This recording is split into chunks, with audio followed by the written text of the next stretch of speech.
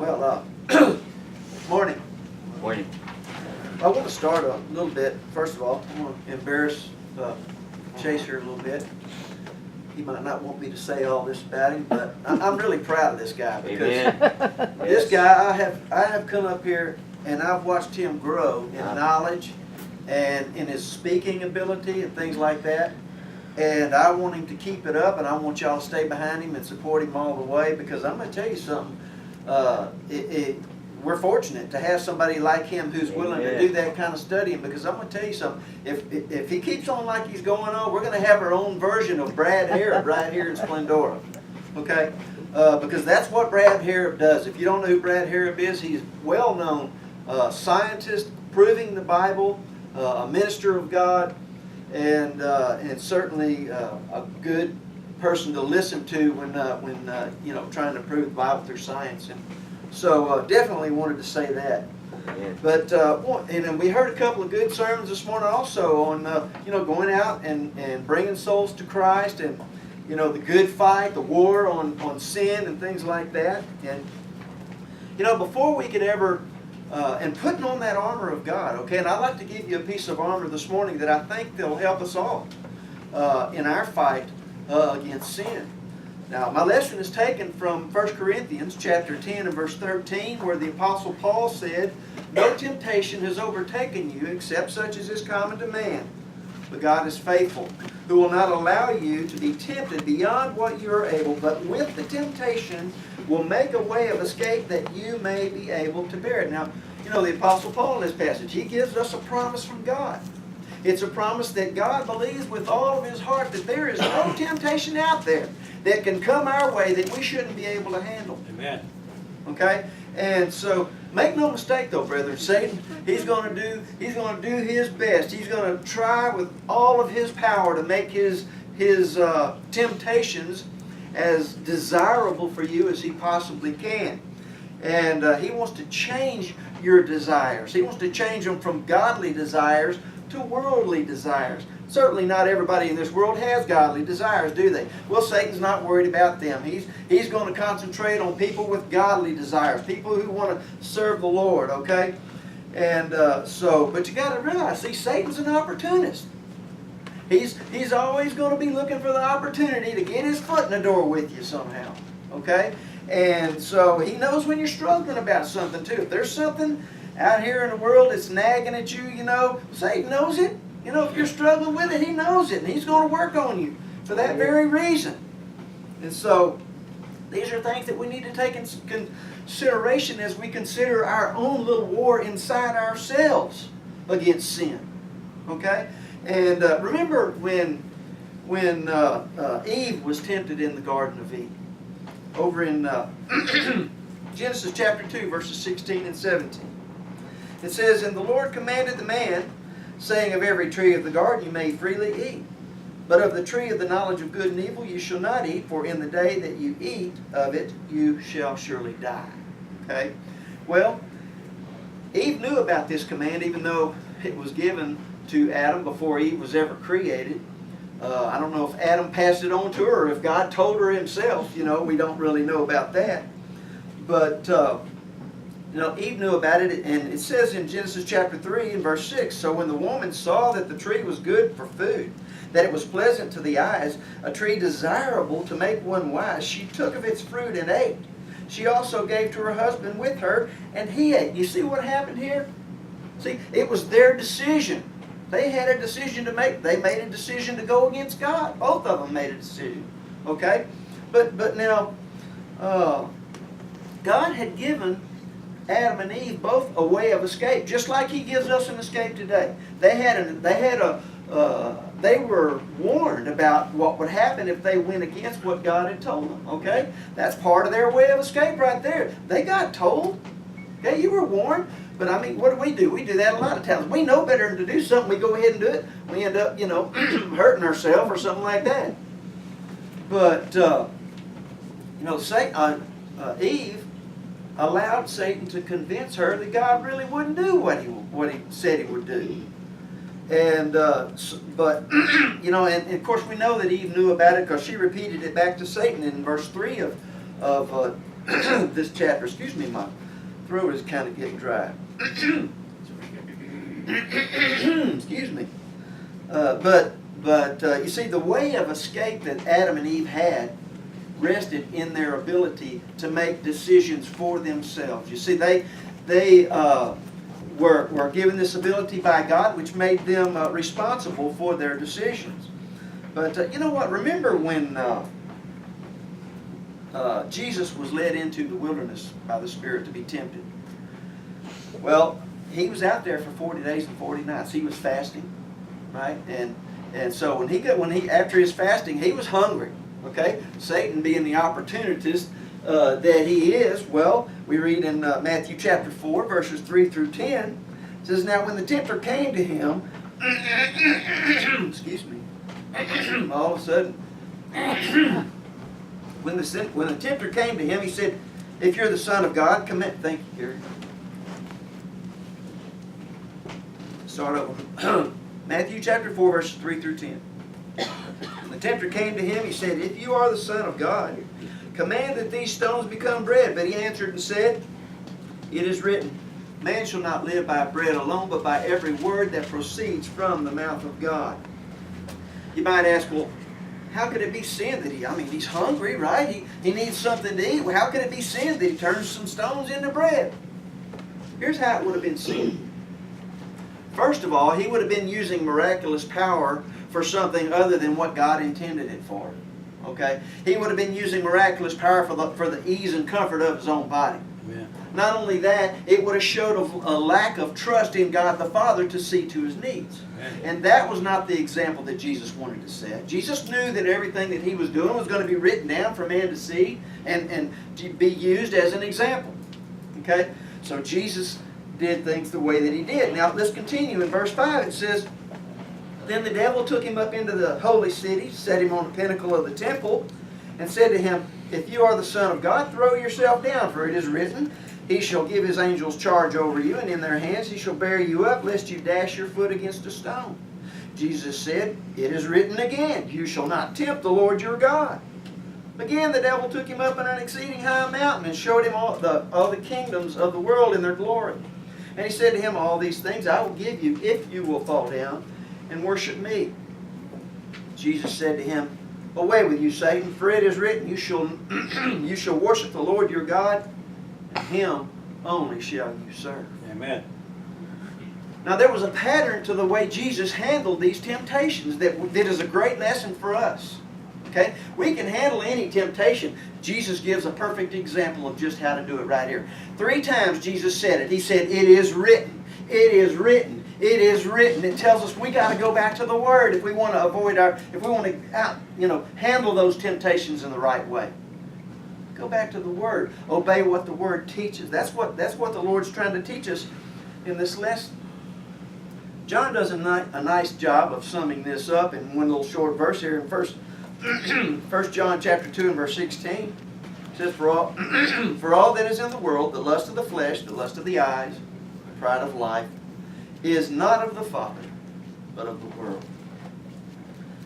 You know, the idea of 1 Corinthians 10:13, where it says that no temptation is beyond our ability.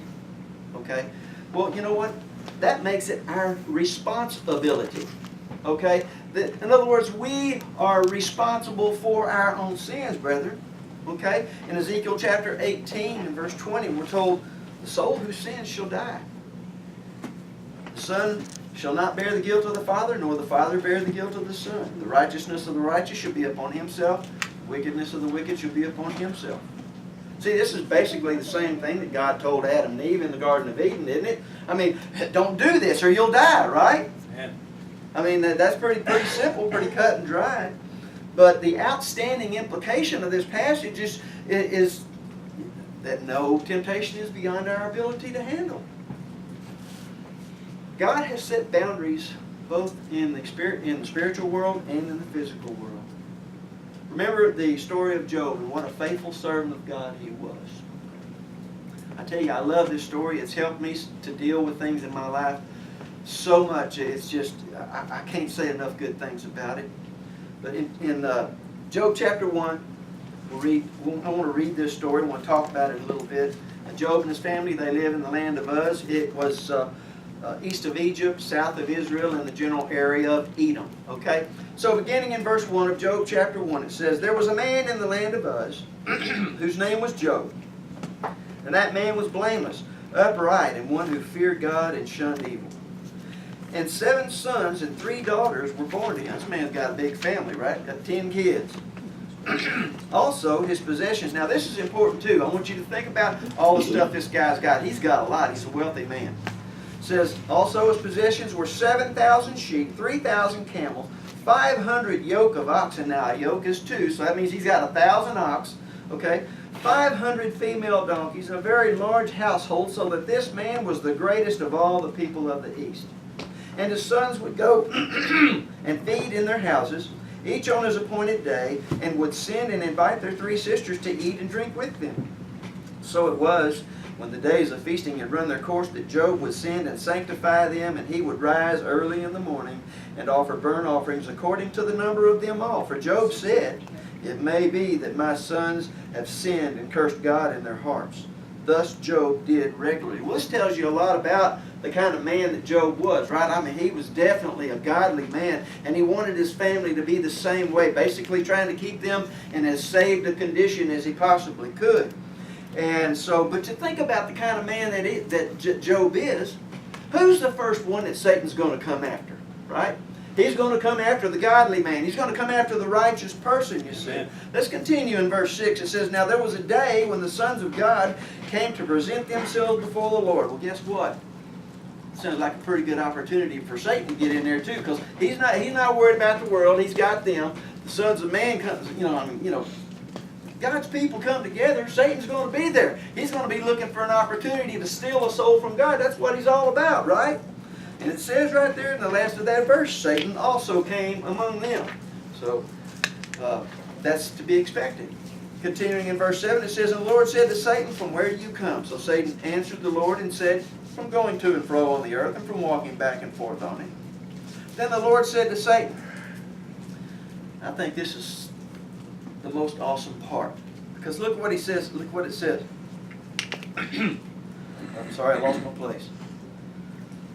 Oh, so the Lord said to Satan, "Have you considered my servant Job, that there is none like him on the earth, a blameless and upright man, one who fears God and shuns evil?" Sounds like God is actually bragging on Job here. What an awesome thing, though. Can you imagine having something like that said about you and put on the pages of God's holy word? Amen. I mean, and I hope that we're all striving to live our lives according to that example, that if the Bible was still being written, that we would want those things said about us, right? I mean, if we're living a godly life, then that's what we're trying to put ourselves in the position for. And so Satan says to God, he says, does Job fear God for nothing? Have you not made a hedge around him, around his household, around all that he has on every side? You have blessed the work of his hands, and his possessions have increased in the land. Now you see what Satan's going to do here. Satan is getting ready. He can't find an opportunity, so he's going to create one. All right? He says, and so he tells God, he says, "But now stretch out your hand and touch all that he has, and he will surely curse you to your face." Okay, so the Lord says to Satan, "Behold, all that he has is in your power. Only do not lay a hand on his person." So Satan went out from the presence of the Lord. Well, sure he did. He's got to go get some plans together now, because now he's got an open door to Job, right? He wants to steal this man from God. Well, now is the important part. Things are fixing to take a turn for the worst in the life of Job. So let's look at how Job handles this, okay? Because there's going to be a lot of opportunities for temptations for Job to do things wrong, or go the wrong way, or go against the Lord, or whatever, So here we go. In verse 13 it says, "Now there was a day when his sons and daughters were eating and drinking wine in their oldest brother's house. And a messenger came to Job and said, the oxen were plowing and the donkeys feeding beside them, when the Sabaeans raided them and took them away. Indeed, they have killed the servants with the edge of the sword, and I alone have escaped to tell you. While he was still speaking, another also came and said, the fire of God fell from heaven and burned up the sheep and the servants and consumed them, and I alone have escaped to tell you. While he was still speaking, another also came and said, the Chaldeans formed 3 bands, raided the camels, and took them away, yes, and killed the servants with the edge of the sword, and I alone have escaped to tell you. While he was still speaking, another also came and said, your sons and daughters were eating and drinking wine in their oldest brother's house, and suddenly a great wind came from across the wilderness and struck the 4 corners of the house, and it fell on the young people, and they are dead, and I alone have escaped to tell you. Brethren, I hope none of us are ever tested like that. Amen. You know, because I'm pretty sure a lot of us would fail. But just think about this. Put yourself in Job's shoes a minute. His whole life as he knew it is just vanished right in front of him. Boom, boom, boom, boom. He's hit from every side. The worst things imaginable are happening to him right now. So here's how Job handles it. Verse 20 it says, then Job arose, tore his robe, and shaved his head, and he fell to the ground and worshipped. What an awesome man. It says in verse 22, in all this, Job did not sin nor charge God with wrong. What's the first thing that happens with most people when some terrible tragedy happens to them? Oh, why did God let this happen to me? You know, what are they going to do? They're going to blame God every time. Why is that? Why do people do that? First thing they do, why is God going to let this happen to me? It's God's fault somehow. God's not behind that. On a more humorous nature, I know every one of us who preached this morning have at one time or another, you know, pulled a prank on somebody or pulled some kind of shenanigan, you know, and then jokingly turned and said, well, you know, the devil made me do it, right? But, you know what?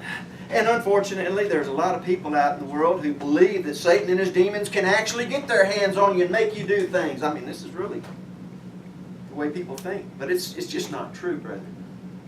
Satan can't make you do one thing Amen. That you don't have the power over to stop. You've got the power. God gave it to you. It's His promise.